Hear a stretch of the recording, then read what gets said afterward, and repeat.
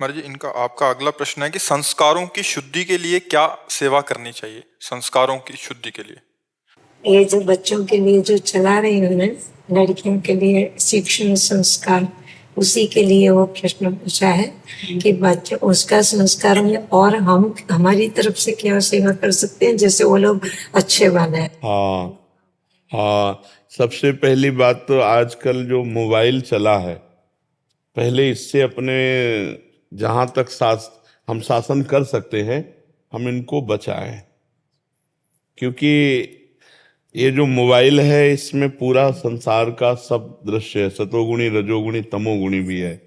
अगर हम नए बच्चों को मोबाइल में छूट देते हैं तो मन बड़ा चंचल वैसे ही है, और उसमें कहीं भी कुछ भी ऐसा वैसा, तो जो हम देखते हैं जो हम सुनते हैं वही हमारा चिंतन बनता है, और जो हमारा चिंतन बनता है वही संकल्प बनता है, जो संकल्प बनता है वही क्रिया बनती है, और जो क्रिया अगर मलिन हुई तो फिर हमारा जीवन ही अपवित्र हो गया, संस्कार अपवित्र हो गया ना। तो हमारा देखना और सुनना और बोलना, इन तीन का साधना में विशेष महत्व है।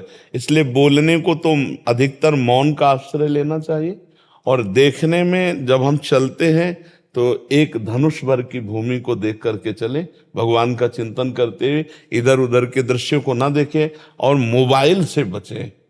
मोबाइल बहुत सहयोगी भी है अगर उसको हम संयम के द्वारा प्रयोग करें।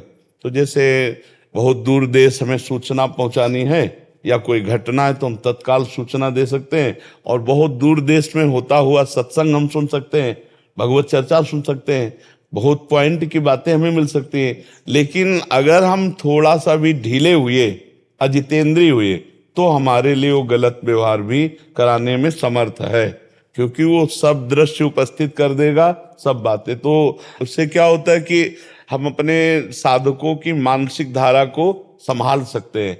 जैसे आज भी हमारे यहाँ वृंदावन में तटीय स्थान है, वहाँ आज भी बिजली का प्रयोग नहीं, मोबाइल का आप ऑन करके प्रवेश नहीं कर सकते, बिल्कुल साधुता। तो वहाँ जो 50 साधक हैं, सब प्रिया प्रीतम के अनुराग रंग में सब रज लगाए, और अपना सब जो है सावधानी से, अगर जरा भी चूक हो ना तो मन का बहुत फिसलने का स्वभाव है, वो फिसल सकता है।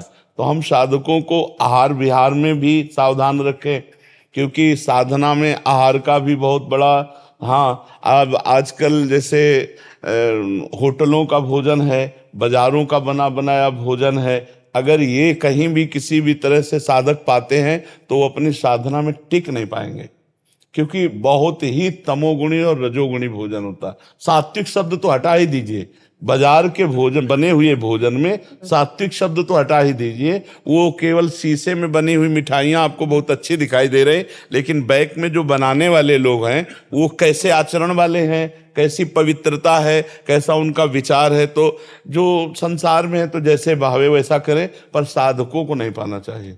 कलिकाल है, अगर ज्यादा बाजारू चीजें खाओगे, ज्यादा इधर उधर, तो बुद्धि भ्रष्ट हो जाएगी, केवल साधु का वेश रह जाएगा, नहीं तो नौटंकी नौटंकी रह जाएगी।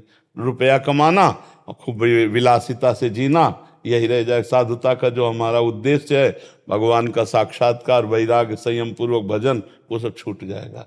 खान पान का बहुत बड़ा प्रभाव पड़ता है। माँ बाप ने ऐसे तो संस्कार दिए, आज तक कभी बाजार का होटल, तभी तो साधु बलि विराजमान हो आप ले, तो ऐसे साधु ऐसे मुड़ मुड़ा के भगवान के मार्ग में पूरा जीवन निर्वाह करना है। तो जब ऐसे संस्कार मिलते हैं ना, तभी आप जैसी विभूतियां होती हैं। संस्कार गुरु का आशीर्वाद। हाँ, संस्कार से ही तो आहार और हमारा संग और हमारा देखना सुनना बोलना, इन पर यदि संयम हो जाए तो संस्कार हमारे पवित्र बने रहेंगे।